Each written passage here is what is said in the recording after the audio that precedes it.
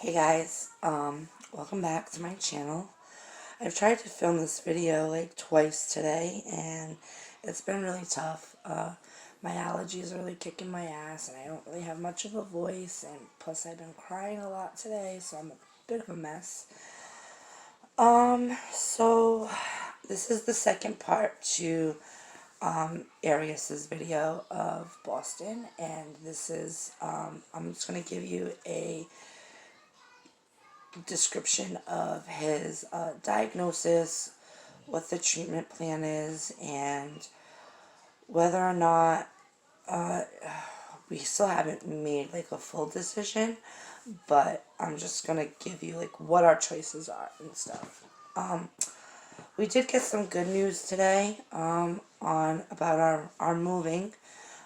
We should be able to move within the next few weeks. The people that are in my apartment that I'm supposed to be moving into they're finally moving out, and we're going to finally be able to expand the apartment, knock down the wall, and get all that done. But of course it's coming at the most busiest time in our life. I mean, I feel like I've been at such a standstill with my lawsuit, my move, Arius's medical stuff, my kids' medical stuff.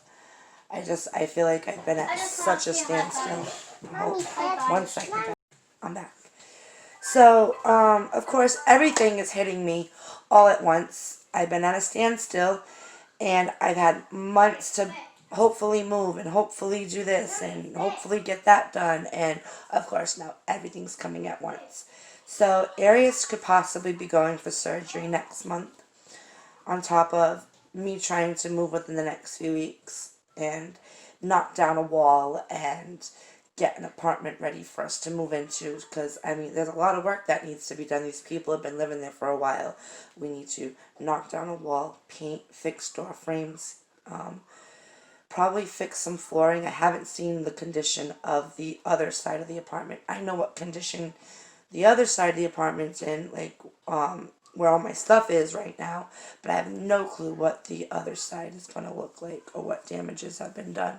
So, I mean, we're facing that right now, and that's why I say possibly in a few weeks, because I don't know what I'm going to be able to get done within the next few weeks, because I don't know what needs to be done, because I won't know until probably possibly Sunday or Monday, when we get to finally look at the place and see the place, which I will bring you guys along for, of course.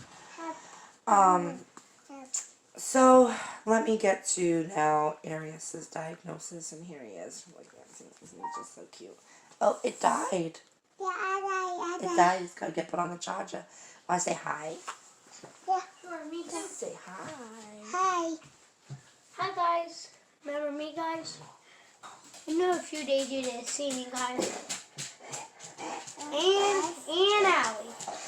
Why don't you guys say goodnight and get to bed, Remember, guys? so I can do my video. I think you watch this at 3 a.m. Or just do it. Just watch it at 3 a.m. I don't care. 3 a.m. I don't think they'll be up at 3 a.m. I'll be right back. I'm gonna get them to bed, and then I'm gonna come back and try to film again. I'm back. Okay, so moving in a few weeks, Arius possible surgery next month. So let me just start from the beginning of all this. When I first started this channel, my very first video was taking Arius to Boston for an MRI. Yesterday we got the results of that MRI. He has something called tethered spinal cord syndrome. We've known that he's had this for a year. They caught it right at birth. So what that is basically you have a fatty mass at the end of your spinal cord, and I'm going to try not to cry, but I've tried to do this video so many times without crying. It's hard. You got a fatty mass at the end of your spinal cord. Usually they can go in and fix this while the baby's in utero if they catch it. If they can't, then they usually try to operate to get this mass out of there while the baby's an infant. Unfortunately, what happens is if that fatty mass stretches or starts pushing on anything, what happens is you'll get symptoms. You could end up with loss of bladder and bowel control, which means that you'll have incontinence basically for the rest of your life. You can end up with forms of scoliosis with your spinal cord curving. You end up with loss of feeling in your lower extremities. You can end up with severe pain in your back and your lower extremities. Also, you can lose feeling in your lower extremities, meaning like, you won't be able to feel hot and cold or anything like that. So what happens is that's what happens if the spinal cord starts to grow and that fatty mass starts to push on things. We've been very lucky that Arius has not had any loss of his bowel and bladder control. That's why he's gone up to Boston so many times, is they do something called the urodynamics test, and basically they take these long needles and prongs and they put them into your genitals, and it basically tests what levels of control you have of your bladder and your bowels. He's always tested good for those things, thank God. But yesterday we did find out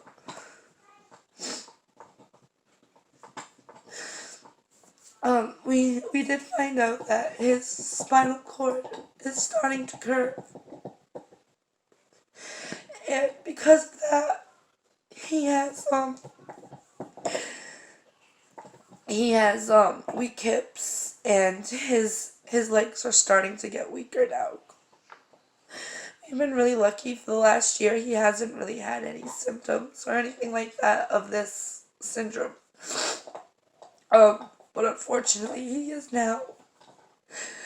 And when he first had an MRI when he was born, they wanted to see like where the mass was and what they could do if they could possibly operate at birth. And unfortunately, because where his nerves were, they couldn't really tell where anything was, and if they did go in to operate, they were afraid of obviously damaging him more. So they didn't do anything for the first year of his life, and they decided that they were just going to monitor him and see how things went, But over the summer, we noticed some things that we were concerned about, and we thought, okay, well, maybe it's time to get another MRI. And so we did, and this was the results of it. So we're faced with, the doctor said that where his nerves are right now, luckily, this is good news, that where his nerves are right now, where that mass is, it's in the best possible position to go in and operate, right? That's great news. But of course, with every surgery, there's always risks, and there's always possible, side effects from it. We were told that if we don't do anything right now, that the curve in his back will get worse, and there's a good chance that it won't correct itself. If we operate now, the curve in his back can and most likely will straighten out, because it's very slight, luckily, thank God, right? If we don't operate, obviously, he's going to get worse, and he could possibly lose his bladder and bowel control, and he could possibly lose feeling in his legs and end up in a wheelchair. If we do operate, he can still end up with some nerve damage, but not to the extent of if we didn't operate. There's a possibility that if we do operate, he could end up with losing some of his spinal cord fluid. If that happens, then they have to go back in and figure out where it's leaking from. And that's really scary. I'm sorry.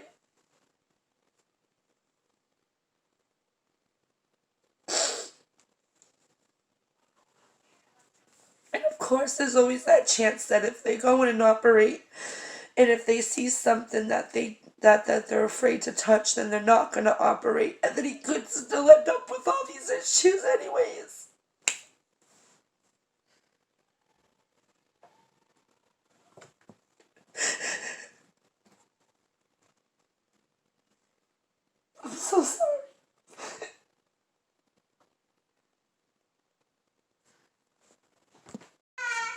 Okay, so I'm back now for the 100th time today.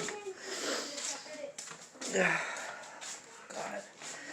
So obviously, you know what, let me just finish this video quick and then I'll stop cooking for Alex and myself because I haven't eaten today because I've just been so on edge. Okay. So those are the decisions that we're basically being faced with right now. And of course, as parents, we're supposed to make the best possible decision that's going to be best for him and give him the best quality of life. Of course, any parent would probably just go ahead and say, yeah, let's do the surgery and take the risk, you know? Which is most likely what we're going to do. You know? I just hope to God that it's the right decision, you know?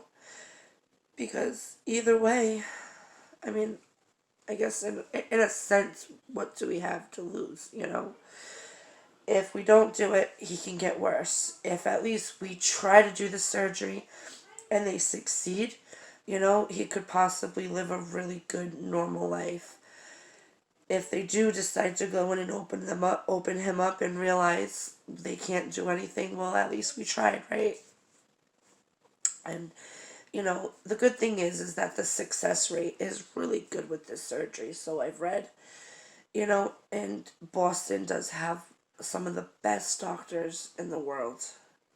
And the doctor that we have for him in Boston, he's wonderful and he's been so understanding and he's really confident from what he's told us. He's really confident that if he does this now, that he does have a good chance. It's still just scary though, you know, as a mom, having your 2-year-old, this is now going to be the 3rd time that he's gone under. And this time it's not going to be for a few minutes for some ear tubes or a few minutes or an hour or two so they can do a procedure. This is going to be for 3 hours. And it's going to be 2 days in the hospital with a global pandemic going on on top of that. And I have a lawsuit going on and I have, you know, a move to do and a house to get ready and, you know, and that's like one of my main priorities right now just because, you know, where I'm living right now, this house is not healthy for us. I mean, you can hear my voice and my kids, they constantly have constant allergies. I need Arius to be at his best possible health to do this surgery. So I thank God that right now, finally I'm able to get him out of this environment and ready for the surgery. And I'm so thankful for that. And I know it's going to be tough, but, you know, it's something that we have to do. And we have to do it as quickly as possible. So this way we can get Arius at his best possible health for this surgery. Because right now he's not. I mean, over the last few months, he's had to go and stay with my mom because of skin rashes and respiratory problems and infections, and all of us have been dealing with that since we've moved in here, and we've been here for a while, and I'm glad that we finally figured out what the problem was, which I will do a story time for that as well, but that is not this story time. But yeah, I really feel like right now, man, I got a lot on my plate and a lot to get ready for and a lot to deal with, and you know, I'm so fortunate that I'm able to at least vlog it and get some sort of record of it, because if I wasn't doing this, I probably would be going insane right now, because I really feel like this is my only escape from everything that's going on, is to be able to tell it to somebody. And at least I have 17 people that listen, and that's great, you know. And I want to thank you guys for being so patient with me and being kind enough to give me advice. And, you know, I have some really great people that are watching this channel, and your comments have been so wonderful and so nice, and I would love to hear what you guys think of this situation too. You know, it would be great. Um, but yeah, that's what we're faced with. And I love you all. And I'm going to be vlogging everything that happens, obviously. I'm going to do a house tour of the place that we're going to be moving into. I have every intention on doing that and possibly vlogging the home improvements part of it. I'm also going to be vlogging the surgery, of course, the day of the surgery. Bring you guys along for that, and I'll probably be a crazy mess for that. And I'm still going to try to do the bed and breakfast thing. I'm still going to try to do that because, you know, I think it's going to be a nice little break from all of this life crap that's been thrown at me, and I could really use it, that's for sure. I just want to thank you all for being so great and tuning into my channel and giving me the opportunity to share my life with you guys. And I love you all so much, and I'm going to go cook my dinner because I am starting to get a little hungry now, and I think I should try to eat something at least, and I've been so stressed out since yesterday. Thank you all for watching, and I hope to be back again really, really soon. Thanks for watching, guys.